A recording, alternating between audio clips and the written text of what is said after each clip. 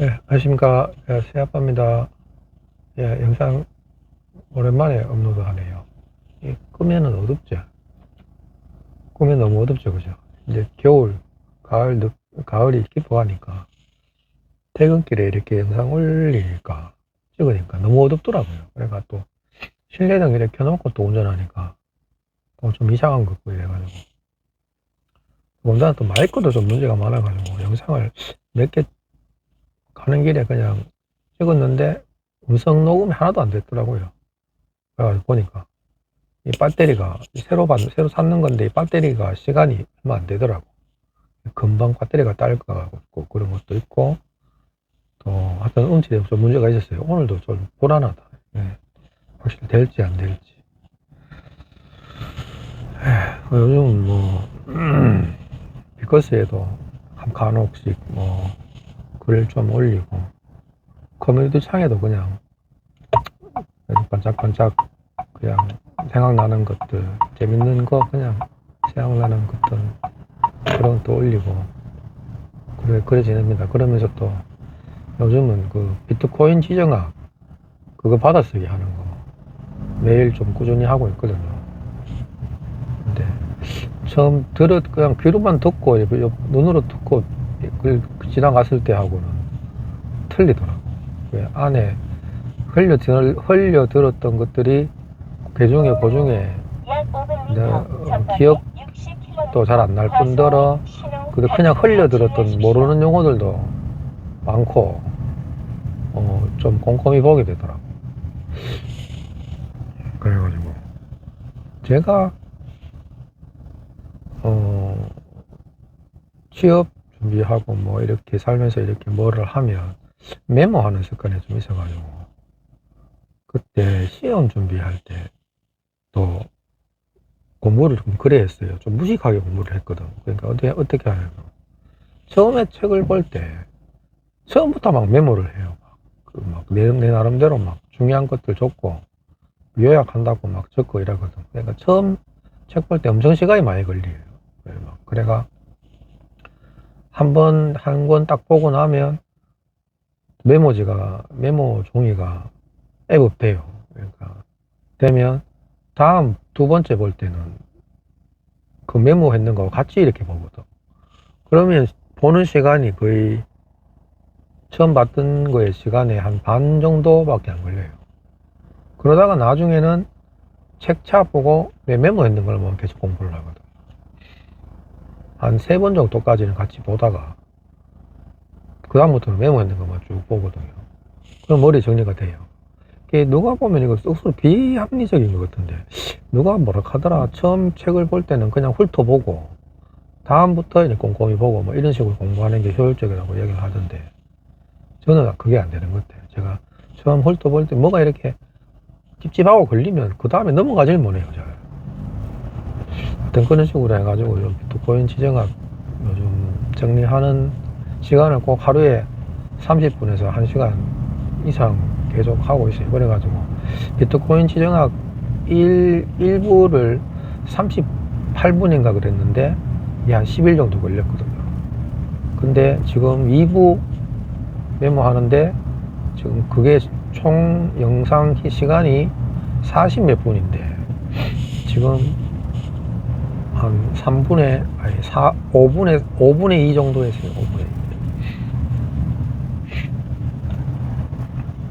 2. 재밌어요. 재밌는 걸 내가 막 이렇게 하니까 누가 보면은 왜 쓸데없는 짓 하노 할 수도 있는데 재밌으니까 자꾸 하게 되더라고. 네. 근데 희한하게 있잖아요. 블록체인 관련해가지고 기술적인 거는 잘 안 돼요. 이게 공부를 해도 딱히 막 재밌는 것도 잘 모르겠고.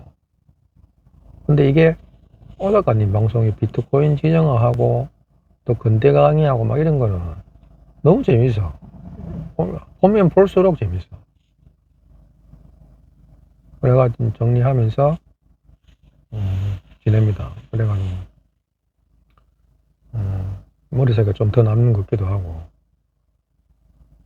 출근길에 영상 올리려니까 출근길 또 바쁘잖아요. 출근길에 막 정신없고 바쁘고 또 출근길에 좀 너무 시간을 너무 헛되이 보는 것 같다 싶어가지고 가로 늦게 영어 회화를 좀 시작했거든요. 그래가지고 출퇴근 차 안에서 거의 한 40분, 50분 지내기는 그냥 허비하거든. 그래가지고 스픽인가?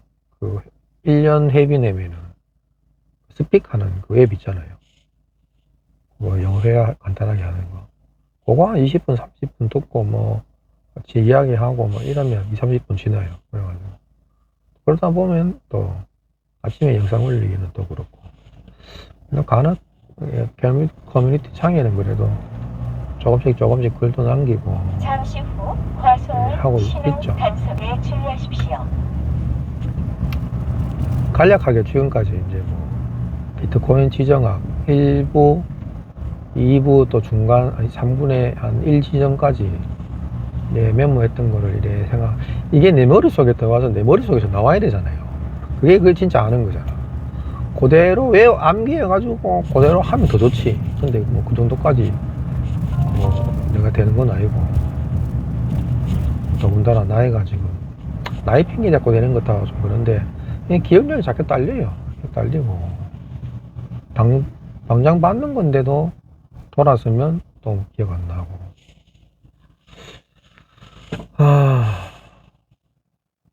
요 근래 책을 좀 보고 있는데 며칠 전에는 집에 계속 있었던 책인데 못 봤던 책을 해가지고 조금씩 보다가 하루에 40페이지, 30페이지, 50페이지씩 이렇게 보는 걸로 해가지고 딱 막장을 덮었는 책 중에 하나가 책에 봐라 자서전이잖아요. 그거 하고 지금 보고 있는 책은 에밀 아자르예요. 에밀 아자르의 자기 앞에 생인가 지금 한 5분의 1 정도 읽었는데, 에밀 아자르라는 게 작가 본명이 아니라는 것 같더라고. 본명은 뭐더라 하는 그건데 소설책이거든. 있는데 꼬마 아이가 유대인 꼬마 아이가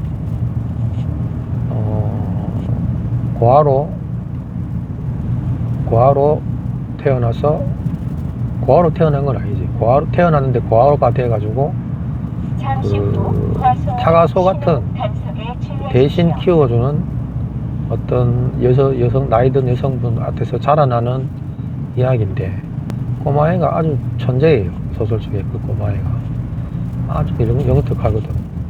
그러면서 삶과 죽음에 대한 자기 생각들을 아주 군더더기 없이 그냥 그 나이 때 느끼는 감정 그대로 또 쏟아내고 옆에서 이렇게 일어나는 일들을 이야기하는 책인데, 누구 소개로 읽었더라?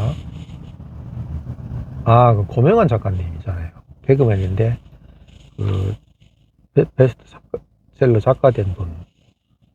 아침마다 긍정 확인 뭐 영상도 올리시고 매일매일 올리는데, 그분이 썼는 책을 읽다가 그분이 썼는 책 중에 소개하는 책들이 많은데 그 중에 내가 대충 보고 저한테 맞다 싶은 것들은 이렇게 골라가지고 새 책 사는 것도 있고 중고책 사는 것도 있는 것 중에 하나 보는 책이에요. 좀 많은 고민을 하게 하는 책이더라. 어려운 고민이 아니고 살면서 잘 흔히 생각 안 하는 고민들 있잖아요. 사는 것, 죽는 거에 대한 보편성. 근데 그걸 인지를 잘 못 하잖아. 인지를 잘 안 하려고 하잖아요. 그런 것도 있고. 요즘 그 책은 조금씩 읽고 있어요. 그리고 그래, 책에 봐라라는 책은 내 책장에, 우리 집 책장에 거의 한 몇 년 있었거든요.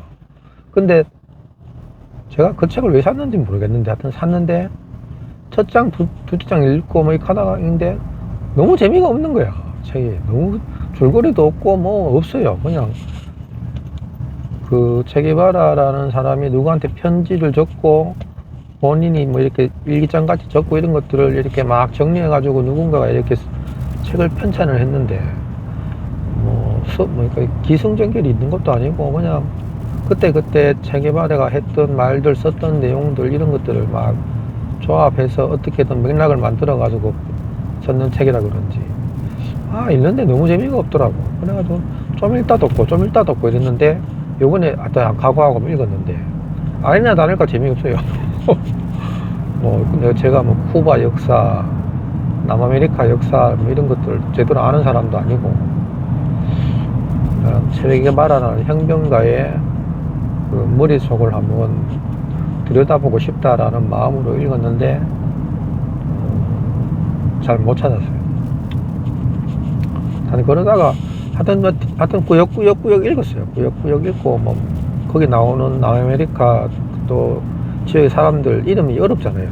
전부 생소한 이름들이고 막 이러다가 어느 글귀 하나가 귀에 쏙 들어오더라고. 그래가지고 그 책 한 권 읽고 기억나는 글귀가 딱 그거 하나예요. 그게 뭐냐면 체게바라가 했던 말인데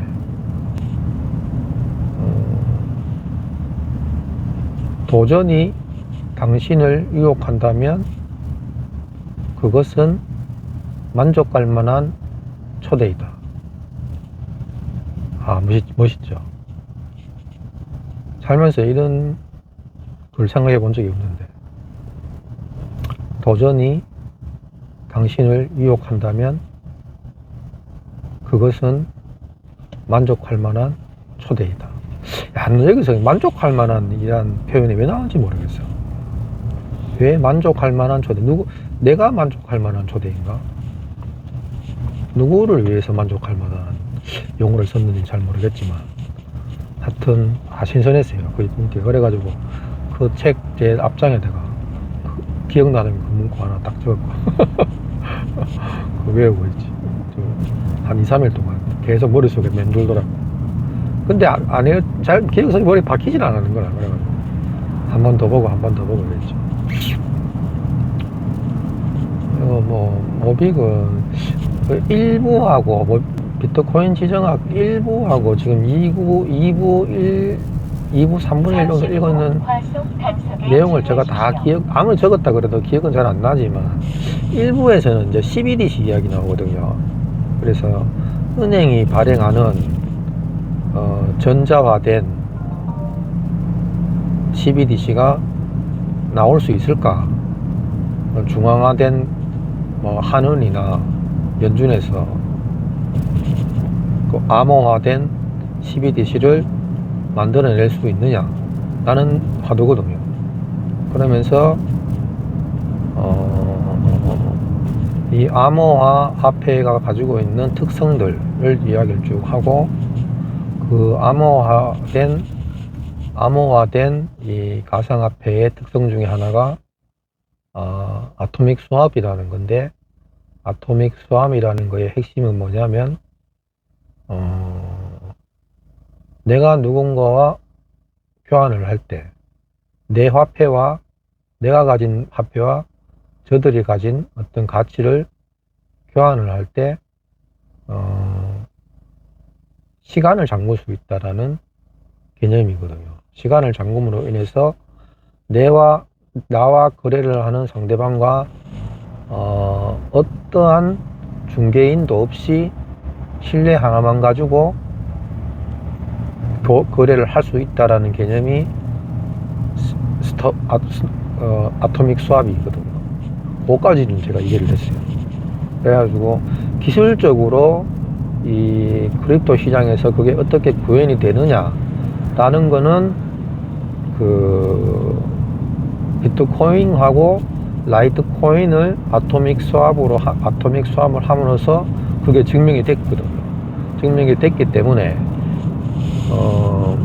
만약에 그 중앙은행 국가가 발행하는 CBDC가 나왔을 경우에 만약에 달러 CBDC가 나왔을 경우에 지금 기존에 있는 그 암호화폐 그 생태계에 이 아토믹 스왑이라는 이 무시무시한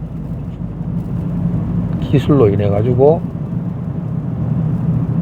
달러가 살아남기 힘들다. 잡아먹힌다. 그러니까 중앙이 발행하는 CBDC, 국가가 발행하는 CBDC는 나오기가 힘들다. 국가 입장에서 보면 자기가 이 암호화폐 그 달러 CBDC나 어떤 국가의 CBDC를 조정을 하고 들여다볼 수도 있고 또 조정을 해야 되는데 조정을 못하게 된다는 거지. 이 암호화폐 상태이기 때문에. 그러니까 국가는 기술적으로 만들 수는 있다 하더라도 자기의 어떤 지휘권을 상실하기 때문에 만들 필요가 없다 이거지. 만들 필요가 없다. 특히 암호화된 거, 디지털화된 거, 그죠? 이런 걸 만들 필요가 없다. 그래서 결론적으로 CBDC는 나오기가 많이 힘들다. 중국의 위안화를 하려고 했다가 중간에 포기했다. 그리고 미국 연준 보고서라 그러나? 보고서에도 달러 CBDC에 대해서 암호화라는 글귀는 어디에도 없다. 어디에도 없다. 그런 이야기가 쭉 있어요. 그리고 애초에 비트코인이 나오기 전에 이 디지털 화폐에 대한 시도를 하려고 했었는데 얼마나 좋아요, 그죠? 국가 입장에서는 디지털화 돼 가지고 누가 얼마나 가지고 있고 어디에 쓰고 이런 걸 다 검사할 수 있고 다 추적할 수도 있고 안 되면 이거 돈 유동화를 공급 안 하더라도 이거 안 쓰면 그냥 바로 없애뿐다, 소각해뿐다, 기한을 딱 두고 이래 하면은 얼마나 좋은, 국가 입장에서 봤을 때는 얼마나 좋겠어요, 그죠? 근데 그러려고 했던 시도가 보이는데 그 순간에 비트코인이라는 것이 확 나와붙다. 그래서 국가라는 정부가 당황했다. 당황했다라는 내용까지 일부의 대략적인 내용이에요. 그리고 이분은 이제 지금까지 기억나는 건 이제 국가라는 이 지정학적인 관점들을 이야기를 하고 있거든요.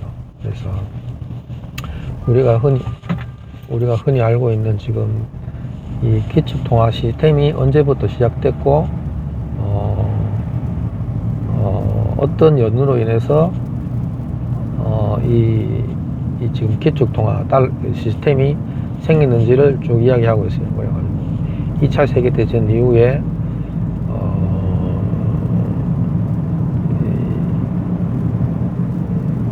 이 세계의 이 금융 시스템의 그 필요성을 느껴서 영국의 메이네드 케인즈라는 사람과 경제학자죠, 그죠? 그리고 미국의 덱스터 화이트라는 사람이 브레튼 우주에서 160개국인가 이렇게 모여서 협의를 했는데 다른 사람들은 다 의미 없고 그 두 사람이 만든 그 금융 시스템이 브레튼 우주 시스템이다. 그래서 달러를 기축통화로 해서 그 금을 패깅을 해가지고 달러에 금을 패깅해서 각국의 본원 통화와 그리고 달러의 기축 통화가 있고, 본원 통화는 각 나라의 본원 통화는 본원 통화대로 화폐 역할을 하고, 기축 통화 달러는 달러대로 또 국제 무역에 쓰고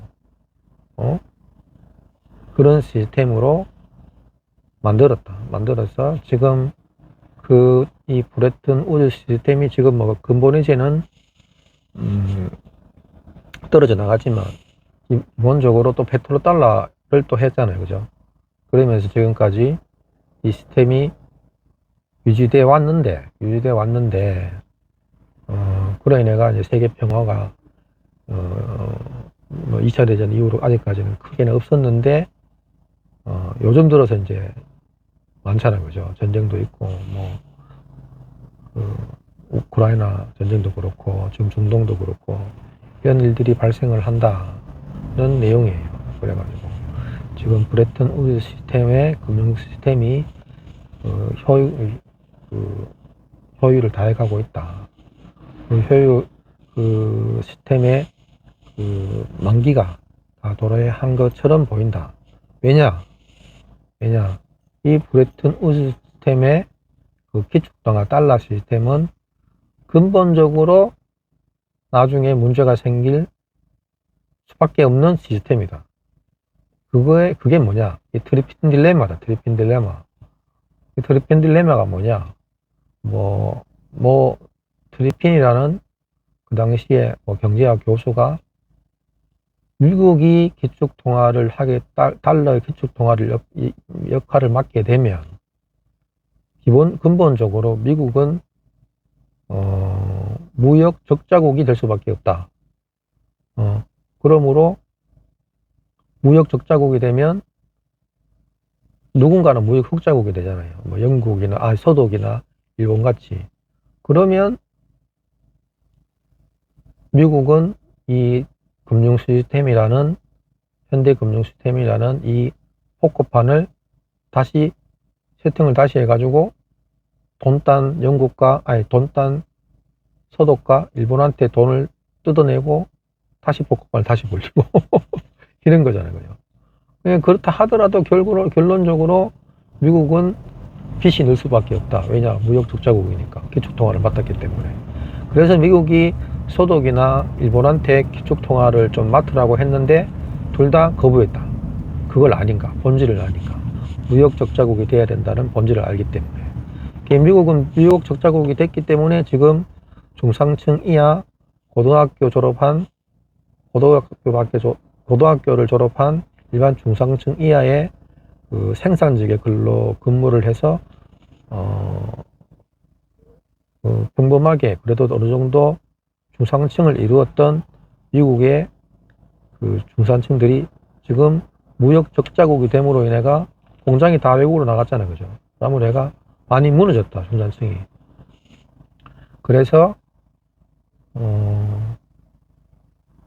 미국이 기축통화 시스템을 계속 유지하기가 힘들다는 사실을 인지하고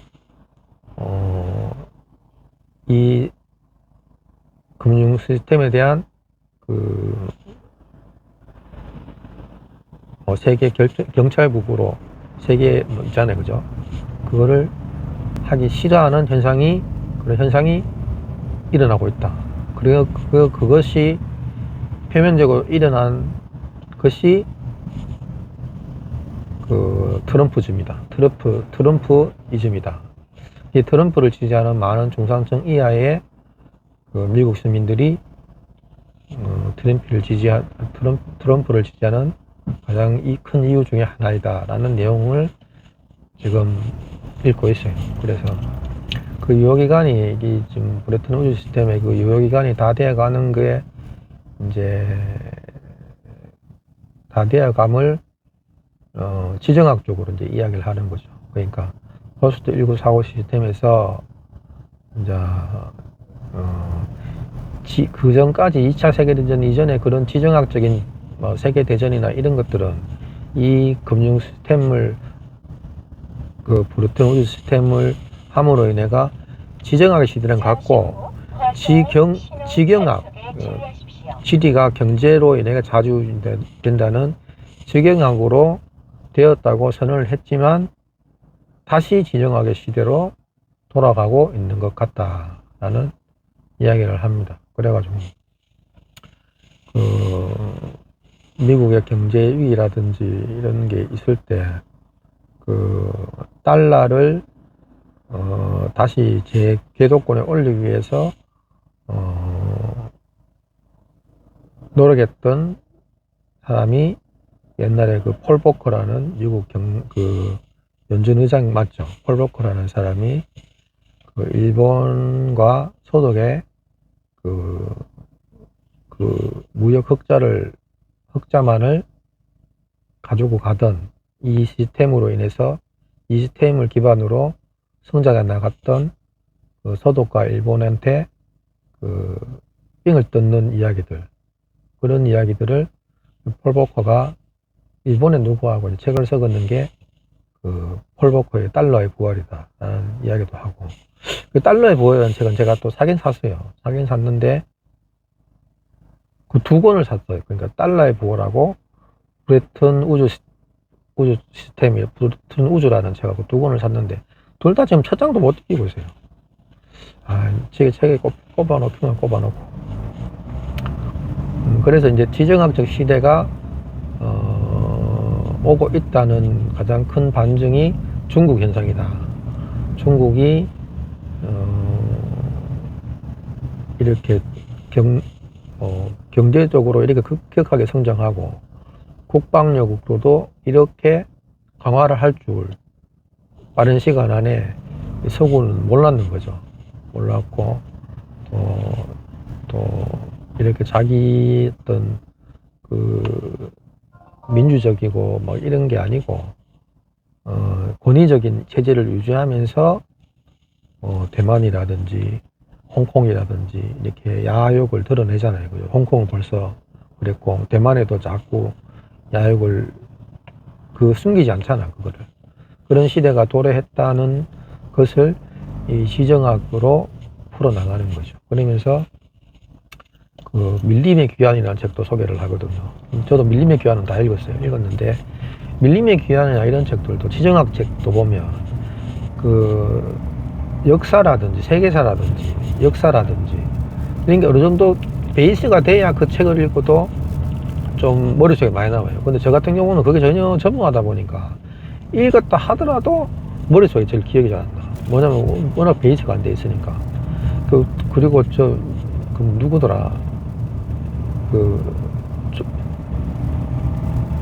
밀턴 프리드만인가? 조지 프리드만인가? 그 유럽의 지정학의 유럽의 위기의 지정학인가? 라는 책 있잖아요. 조지 프리드만 맞지 싶다. 그 책을 저도 2번 정도 읽었어요. 2번 읽고 3번까지 읽고 막 이랬었는데 그게 어려워요. 왜냐면 역사 세계사 동유럽 있잖아요. 서유럽하고 유럽 역사가 머릿속에 있어야 돼요. 있어야지만 그 책을 읽어도 온전히 내 머릿속에 하여튼 어느 정도 이게 남지. 그냥 저같이 무턱대고 읽어서는 그때 그 유럽의 지정학과 위기와 지정학인가 그 책도 처음 볼 때 막 지도까지 펴놓고 막 이렇게 해봤거든. 근데 지도 자체도 생소할 뿐더러 지명도 생소하고 그리고 유럽의 역사도 생소하고 이러다 보니까 전부 다가 생소해요. 한글이라고 읽긴 읽지만 너무 생소해. 그러니까 이게 2번 읽어도 기억이 안 나고. 왜 기억이 안 나느냐면 그 관련된 그 나라들, 수많은 그 유럽 나라들에 대한 기본적인 내용, 그 역사 내용이 하나도 머릿속에 없으니까 1년의 사건들만 그냥 쭉쭉 뽑아가지고 읽는다고 해서 그게 납득이 되고 이해가 되는 게 아니잖아요. 표면적으로는 그렇겠다 하지만 안 남더라고. 그 책은 또 한 번 더 읽어볼 만한 것 같아서 나중에 한번 읽어보려고요. 하여튼 그래서 지금까지 비트코인 지정학 1권, 1부, 2부 중간까지 읽었는 것 중에 지금 내 머릿속에 남는 것만 이야기하는 거예요. 쪽수로 따지면은 지금 38쪽에다가 한 60쪽까지 되는데 한 30장까지 되는데 분량이 어마어마하죠. 그죠? 그러니까 15부까지 내가 다 하게 되면 한 부당 최소한 40쪽이라 치면 400쪽 한 600쪽 될 것 같아. 600쪽. 와, 이 두꺼운 책 한 권 나오는 건데, 그럼. 제가 그렇다고 뭐 역량이 있어가지고, 내가 머릿속으로 생각해가지고 뭐를 이렇게 쭉쭉 뽑아낼 수 있는 건 아니니까. 뺏기는 것만 해도 저는 내 스스로는 만족합니다. 왜냐 만족하냐면, 아무도 없잖아. 누구한테도 없는 책이잖아. 내한테만 있는 책이잖아. 누군가 다른 사람도 그렇게 시도를 한다고 하더라도 그건 본인만의 책이잖아. 그죠? 나만의 책이잖아. 나만의 책. 어디 서점에 가서 살 수 있는 책이 아니잖아. 그래서 거기에 의미를 두고 내 스스로도 하면서 내가 적었는 거니까 얼마나 애착이 가겠어. 그죠? 또 보면 이 글 적었는 거 글자 잘 안 보이고 또 이 맥락이 이해 안 되는 거 있으면 영상을 그 시간도 내가 적어 놨거든. 그 몇 부에 중간중간에다가 뭐 13분 16초 이래가지고 적어 놨거든. 그러면 보면 다시 한번 보면 이해되고 나중에 내가 또 유럽의 위기와 지정학이라는 책을 또 읽으면서 또 그런 거에 대한 또 이해도가 조금 높아지면 또 다시 볼 때 또 이해도가 좀 높아지겠죠. 그죠? 또 다른 면을 또 생각할 수 있겠지. 그냥 조금씩이라도 이래, 조금씩이라도 조금 성장해 나가는 그런 바람이죠. 예, 아이고. 오늘 그래도 할 이야기가 좀 됐나 싶어. 모르겠다. 그나저나 참, 모빅 종이지갑 락업 소각하기 시작했잖아요. 그죠? 200모, 100모, 50모, 20모 신문가 그렇게 해가지고 소각을 하기 시작했는데도 불구하고 가격은 떨어지다. 그죠? 모빅 가격은 떨어진다. 그래가지고 오늘도 어제하고 오늘도 가격이 너무 떨어진다 싶어서 10만 전자 좀에 남았는 거 다 정리하고 이더리움 또 한 개 뽀개고 이제 한 개 넘게 뽀겠다. 와, 이더리움 내 많이 없는데 몇 개밖에 없거든. 또 뽀개고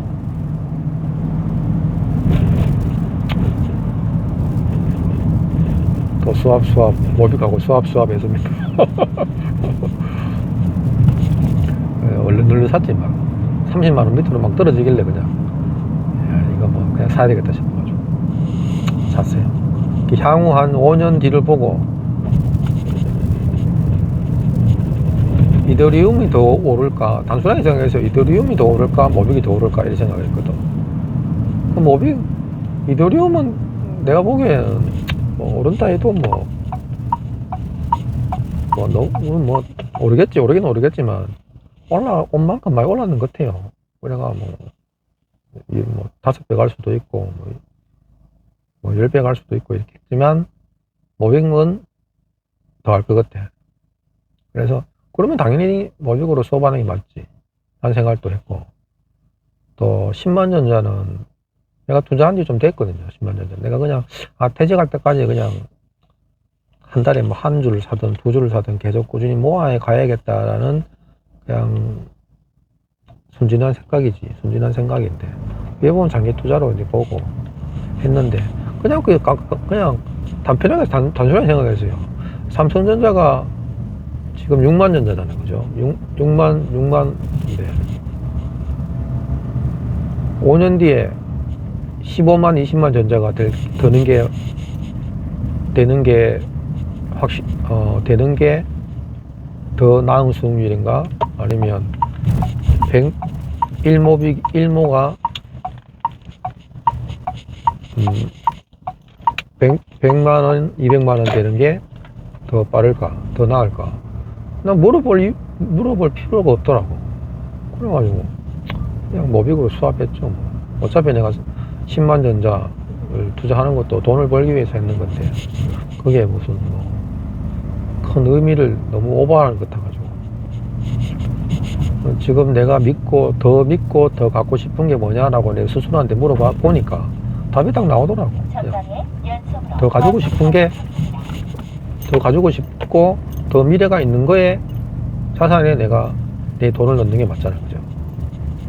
그리고 또 쓸데없는 알트도 좀 정리하고, 알트는 많이 겹지는 않는데 그냥 조금씩 정리하고 이래가지고 모빅으로 수합했죠. 가격 더 떨어지면 또 모빅 또 떨어지면 그냥 비트코인은 안 팔고 비트코인은 그냥 안 팔고 이더리움 다 그냥 웬만한 거 이더리움 그냥 탈탈 털어가 정리해 보려고. 이더리움 가격 보니까 지지부진해. 너무 오래 들어가지고. 몰라. 근데 그때 비트코인 막 2,500, 3,000까지 막 깨지고 할 때 이더리움도 120만 원까지 떨어졌잖아요. 그러다가 지금 300 몇만 원, 300, 한 50만 원 하는데, 그에 비하면은 뭐 수익률로, 그렇게 따지면 수익률로는 비트코인하고 거의 비슷하긴 비슷한데, 근데 보면 전고점 그 근처도 못 갔잖아요, 지금. 이더리움 보면. 그러니까 이더리움이, 이게 뭔가 힘이 없다라는 생각이 많이 들어요. 그러니까 뭐랄까, 어떤 뭔가 많이 뭐 화려하긴 한데, 뭔가 이럴 때 뭔가 이끌고 가는 뭔가 큰 힘이 아직까지 없다라는 느낌이 많이 들어요. 많이 분산돼 있고 뭔가 있는데, 뭔가 큰 뭐라 그러죠, 뭔가 이더리움은 탁 진짜 이거다, 이런 느낌을 잘 못 받겠어요. 뭐 이더리움 아니면 어때, 뭐 솔라나도 있는데, 이런 생각도 들고. 오히려 솔라나가 더, 가격으로 봐서는 솔라나가 더 힘이 있잖아, 보면. 솔라나라든지 요 근래 스택스 이런 것도 보면 그것도 조금 끌고 있거든요. 가격대가 좀 탄탄한 것 같아요. 솔라나도 그렇고, 또 하물며 그 바이낸스에서 발행했던 그 BNB 같은 경우도, 제가 옛날에 BNB를 좀 들고 있었는데 지금은 없는데, 지금 가격대를 보니까 탄탄하긴 탄탄하더라고, 가격대가. 오히려 그것보다 못하니까 그 가격대를 유지하는 게 이더리움이 조금 그래요. 그래서 김이 좀 새. 그래서 이더리움 들고 있는 바에는 모빅을 들고 있는 게 확률 낫겠다, 지금 현 상황에서는. 왜냐하면 이더리움은 지금 내가 산다 하더라도 내가 점유할 수 있는 방법이 별로 없거든요, 우리나라에서는. 그냥 말 그대로 거래소에다가 등기로 그냥 해놓을 수밖에 없는 자산이 됐기 때문에 좀 그래요. 그래서 그냥 점유할 수 있는 자산을 가지고 있는 게 더 낫겠다 싶어가지고 모빅으로 바꾸고 있죠. 내가 가격대 또 25만원, 또 20만원, 10만원 이렇게 떨어질 리는 없다고 보는데, 모르잖아요, 이게. 가상화폐 시장이라는 게. 이럴 때 안 좋을 때 또 악재가 또 터졌으면 또 깨질 수도 있거든. 그러면 그냥 이더리움 다 털어보고 모빅으로 그냥 수합 하려고. 근데 이게 언제도 그랬냐면, 작년하고 올해 또 한 2번 그랬어요. 어땠냐면, 비트코인이 오를 때는 모빅은 떨어져요. 그걸 내가 한두 번 봤어. 2번 봤다니까. 근데 모빅이 오르면 또 비트코인은 지지부진하게 내려가. 근데 그 비트코인은 모빅하고는 별 무관하게 움직이긴 하지만, 모빅이 거기에 따라서 움직이는 것처럼 느껴지더라고요. 왜 그럴까 이렇게 생각해보니까, 나도 처음에 조금 그랬거든. 나도 처음에 모빅에 대해서 처음에 이래 책으로 받고 이래가지고 물량이 조금 있었을 때 가격을 가질까 말까 이럴 때, 근데 가격을 좀 가졌어. 그러니까 이게 생소하고 신기하긴 한데, 내가 다 잃어버린 비트코인에 대한 보상 심리가 있어가지고 비트코인을 가지고 싶더라고. 그러니까 모빅을 그때 좀 팔았어요. 조금 팔고 비트코인을 샀거든. 근데 모빅이 오르니까 괜히 팔았다는 생각은 별로 안 들었어요. 안 들었는데, 그러니까 비트코인도 싹 떨어지니까 또 모빅이 올라. 근데 또 비트코인도 어느 순간 내가 또 조정을 받아. 근데 그때 마침 또 비트코인이 올라. 그러면 또 모빅이 싹 내려가요. 내가 이거 왜 이렇지? 이런 생각을 해보니까, 이 모비커 초창기 에어드랍 받은 모비커 중에도 비트코이너 분들이 많으시잖아요. 비트코이너 분들은 이 시장에 오래 있었잖아. 어느 정도 오래 있어서 비트코인이 좋은 거예요. 비트코인은 좋은데 모빅보다 더 좋은 거지. 이게 개인적인 감정이 있으니까. 그러니까 비트코인이 오르는데 모빅이 안 움직여. 이러면 이거 비트코인이 더 좋아 보여. 그러니까 모빅을 정리하고 비트코인 산다니까. 모빅 팔고 비트코인 사고. 근데 또 비트코인 가격이 또 어느 정도 꼬꾸라지는데, 모빅 가격이 이렇게 자기 가격대 유지하고 점진적으로 좀 올라가잖아. 그러면 모빅이 더 좋아 보여. 그러면 또 비트코인을 팔든지 다른 알트를 팔든지 또 모빅을 사. 그런 것일 수도 있겠다라는 가격에 그런 것도 있을 수도 있겠다는 생각을 몇 번 했었어요. 몇 번 했었는데, 지금이 딱 그런 것 같아. 지금 딱 그런 것 같아. 막, 비트코인이 불과 얼마 저번 주부터인가 막 이래, 요번 주부터인가 갑자기 막 치고 올라가잖아요. 막, 야, 이 가격대 지금 아니 못 살 것 같은 그냥 불안 심리가 막 있거든. 그래서, 모빅을 지금 파는 분들도 있지 않겠나. 제가 그 마음을 조금 공감을 하기 때문에 그래요. 근데 전, 아니다. 이거 지금은 모빅에 집중할 때다 싶어가지고. 왜냐면 지금 공급 물량이 상 마를 날이 얼마 안 남았거든요. 이제 뭐, 다 종이 지갑, 라금용 지갑 딱 배포하고 하다가 200개씩, 100개씩, 50개씩 팡팡팡 놓고, 이자가 들어오기 시작하면, 사람들 풀량이 확 또 줄잖아요. 확 줄잖아. 그러면 그때부터는 이제 시장에 돌아다니는, 뭐, 5모, 10모, 뭐, 1모, 이런 유동성이 확 줄잖아요, 모델이. 그러면 그때는 가격이 오를 수밖에 없거든. 단기적으로 이래 보면은 지금 가격이 조정받고 이러니까, 그렇지만은, 길게 보면, 한 6개월 뒤로만 봐도 충분하게 가격을 회복을 하고 그 이상으로 갈 것 같은 생각이 저는 있어요. 그래가지고.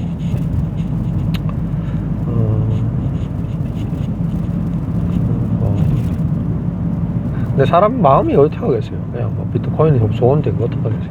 나도 비트코인 좋은데. 근데 이 마음에 그런 편향적인 생각을 좀 버리고, 모빅을 더 사자. 비트코인은 많이 비싸다. 쌀 때 싼 거 많이 사자. 이런 생각으로 모빅을 사죠. 그 희발이 없는, 힘없는 자산을 좀 정리하고, 너무 욕심에 그냥 뭐, 그러지 말고, 그냥 좀 집중 투자를 하자 싶은 생각이 들어서. 모빅이, 내가 지금 뭐 비트코인 공부할 때도 그랬고, 뭐 주식 공부할 때도 그랬고, 이 모빅 공부하는 거 질이 공부한 적은 없거든요. 주식 공부할 때도, 처음에 펄 개사고, ROA 개사고, ROE인가? 개사고, 이래 하는데, 너무 골치 아프더라고. 그렇다가 그 수치대로 해가지고 그 주가에 또 반영되느냐? 그것도 아니거든요. 처음에는 그런 것처럼 착각을 했는데, 그것도 아니더라고. 변수가 많으니까, 지금 우리나라 10만 년 더 이렇게 깨지는 거 보면, 이거 경제학 논리 이런 거 아니잖아요, 그냥. 완전 지정학이죠, 지정학. 그래서, 그나마 내가 가장 많이 안다라는 자산에 집중하려고 생각합니다. 그래도 제 입에서 그 비트코인 지정학 공부를 하면서 아토믹 수압이라는 개념도 잘 안 잡히지만 그런 것도 이야기할 수 있는 수준이 됐으니까, 수준이라고 말하기에는 좀 부끄럽네요. 그냥 조금은 그나마 개념이라도 잡을 수 있었으니까, 오태민 작가님 덕분에, 그리고 지정학이라는 그 키를 선물 받았기 때문에, 그리고 또 모빅이라는 빅등을 눈뜨게 된 거라서, 그냥 모빅에 집중하는 게 마음도 더 편하고, 그렇다고 비트코인을 버릴 수는 없지. 비트코인을 버릴 수는 없죠. 근데 내년에 비트코인도 내년에 좀 정리를 해야 돼요. 근데 가지고 있는 물량이 얼마 없잖아요. 지금 다이자 한번 보고, 세계 다이자 한번 보고, 지금 하루 인베스트가 그거는 맨날 하는데, 허봤어. 아유. 물린 사람들은 어쩌려고 모르겠어요. 나도 많이 물렸지만은, 그건 진짜 몇십 개씩, 비트코인 몇십 개씩, 이런 분들 많거든요, 거기. 진짜 사기꾼들 진짜, 뭐가 그렇게 당당한지, 변호사 사가지고, 형량, 자기 무죄 받으러 얼마나 노력하는지 몰라요. 피해자들한테는 그것도 없고, 아예 그것도 없고, 자기 살라고. 델리오도 똑같고요, 그죠? 머리 아파. 그나마 저는 그래도 그 어려운 시기 때 고백이라는 걸 알게 돼서 그래도 목숨을 건졌죠. 안 그랬으면 지금 뭐 집안이고 뭐 풍지박산입니다. 풍지박산. 아유, 생각만 해도 끔찍하다. 예, 그 집에 다 왔습니다. 하여튼 뭐 워빅 가격이 많이 처지고 이래 하지만 이 지금 분기점인 것 같아요. 지금 모빅에 눈 떠가는 사람들이 늘어나고 또 모빅에 대해서 이제 대충 정리하고 나가는 사람도 대충 줄어들고 많아지고 줄어들고 이런 것 같아요. 그게 이제 서울이 어느 순간 싹 비울겠죠, 그죠? 그러면 이게 또 가격이 반영이 되고 본인 자산이 되겠죠. 튼튼한 자산이 되어가겠죠. 예, 다음 영상에 또 뵙겠습니다. 영상이 너무 길어졌습니다. 야간이라 가지고 자주는 못 올리고 이렇게 불 켜가지고 하니까 또 이상해요. 밖에서 보는 사람들도 이상하게 볼 것 같고. 예, 다음 영상에 또 뵙겠습니다. 네, 즐거운 수요일 저녁 되십시오.